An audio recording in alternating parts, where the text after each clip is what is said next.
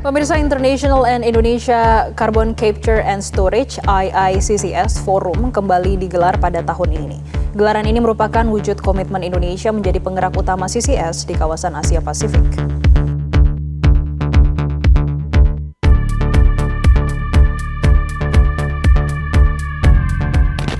Dunia selama ini diajari satu pemahaman yang sama tentang karbon.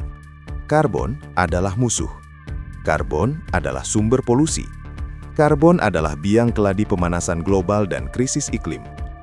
Kata karbon selalu identik dengan asap pabrik, udara kotor, dan ancaman masa depan umat manusia.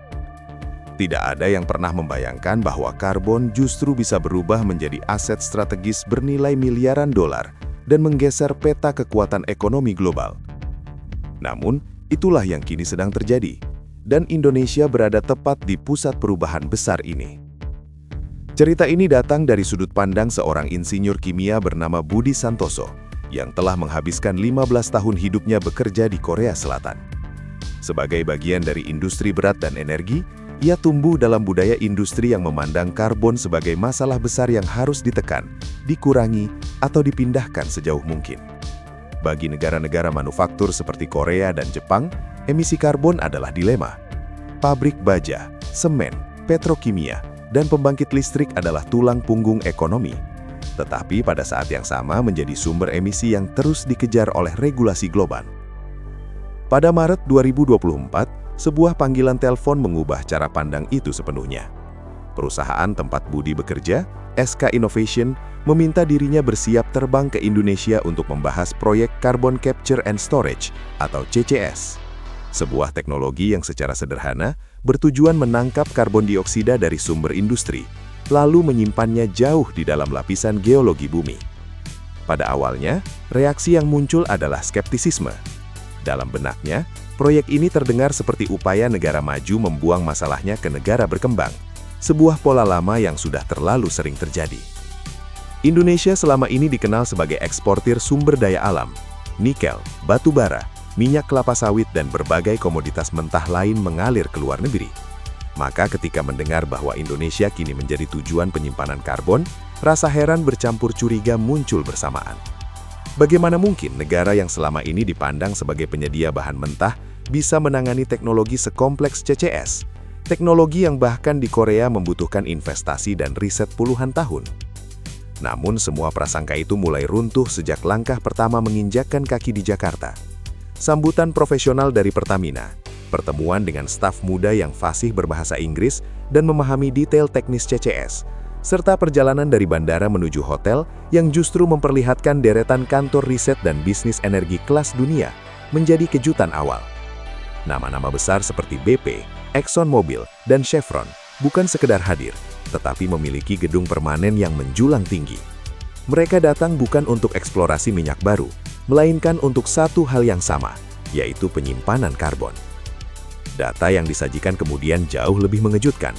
Indonesia memiliki kapasitas penyimpanan karbon sekitar 600 gigaton, menjadikannya salah satu yang terbesar di dunia. Di Asia, posisinya berada di peringkat pertama tanpa perdebatan.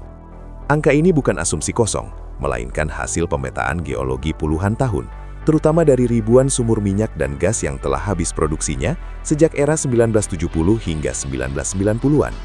Lapisan bumi yang selama jutaan tahun mampu menyimpan minyak dan gas, kini dimanfaatkan kembali untuk menyimpan karbon dioksida dengan tingkat keamanan tinggi. Kunjungan Lampangan ke fasilitas CCS di Jawa Timur menjadi titik balik terbesar. Area yang luasnya setara puluhan lapangan sepak bola, dipenuhi pipa raksasa, alat kompresi berteknologi tinggi, dan sistem sensor yang memantau setiap pergerakan karbon di bawah tanah secara real-time. Semua berjalan dengan standar keselamatan internasional yang ketat. Kedalaman penyimpanan mencapai ratusan hingga ribuan meter, tepat di lapisan geologi yang telah terbukti stabil selama jutaan tahun.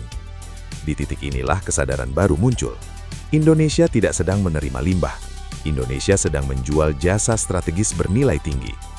Negara-negara industri seperti Korea dan Jepang justru berada pada posisi membutuhkan. Dengan emisi karbon ratusan juta ton per tahun dan keterbatasan lahan penyimpanan, mereka tidak memiliki banyak pilihan. Indonesia, dengan ruang geologi yang luas dan stabil, menjadi kunci. Analisis ekonomi yang disampaikan memperkuat gambaran ini. Dengan harga karbon global yang terus meningkat dan jasa penyimpanan yang dipatok puluhan dolar per ton, potensi pendapatan Indonesia dari CCS mencapai miliaran dolar Amerika Serikat dalam jangka waktu 2 hingga 3 dekade ke depan. Proyek-proyek yang sudah berjalan dan yang sedang mengantri melibatkan investasi ratusan miliar dolar dari perusahaan-perusahaan energi terbesar dunia. Ini bukan eksperimen kecil, melainkan fondasi industri baru. Yang lebih menarik, pemerintah Indonesia tidak berdiri pasif. Arah kebijakan nasional jelas dan terstruktur. Presiden Prabowo Subianto menempatkan CCS dan ekonomi hijau sebagai pilar strategis masa depan. Target Indonesia bukan sekedar menjadi tempat penyimpanan karbon, tetapi menjadi pusat solusi karbon Asia. Negosiasi dengan mitra asing dilakukan dari posisi percaya diri, dengan syarat transfer teknologi dan pengembangan kapasitas nasional. Kunjungan lapangan ke Papua Barat membuka lapisan pemahaman berikutnya. Di sana, teknologi CCS bahkan telah dipadukan dengan kecerdasan buatan untuk memprediksi stabilitas penyimpanan karbon jangka panjang. Data geologi hasil pengeboran puluhan tahun dimanfaatkan secara optimal. Semua sistem ini dikembangkan oleh insinyur Indonesia, banyak di antaranya aktif dalam kolaborasi riset internasional dan publikasi jurnal global. Lebih jauh lagi, Indonesia tidak berhenti pada penyimpanan. Riset Carbon Capture Utilization and Storage atau CCUS sudah berjalan. Karbon yang disimpan hari ini dipandang sebagai bahan baku industri masa depan.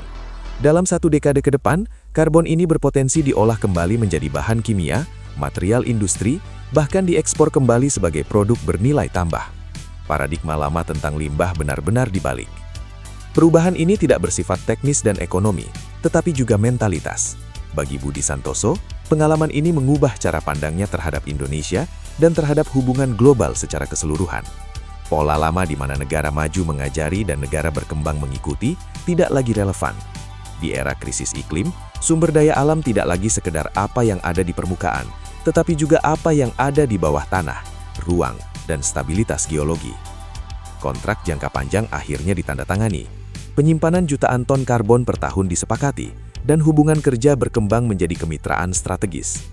Budi bahkan memutuskan untuk pindah dan menetap di Indonesia sebagai manajer proyek jangka panjang. Keputusan yang sebelumnya tak pernah terbayangkan, kini terasa logis dan penuh harapan. Dari sudut pandang yang lebih luas, Indonesia tengah membangun ekosistem ekonomi hijau yang saling terhubung. CCS menjadi pintu masuk menuju hidrogen hijau, biofuel, energi terbarukan, dan manufaktur ramah lingkungan. Semua disatukan dalam visi jangka panjang yang tidak hanya berorientasi pada keuntungan, tetapi juga posisi strategis dalam peta ekonomi global. Tentu saja tantangan masih ada. Prosedur birokrasi, pembangunan infrastruktur, dan perbedaan budaya menjadi bagian dari proses. Namun justru di sanalah peluang muncul.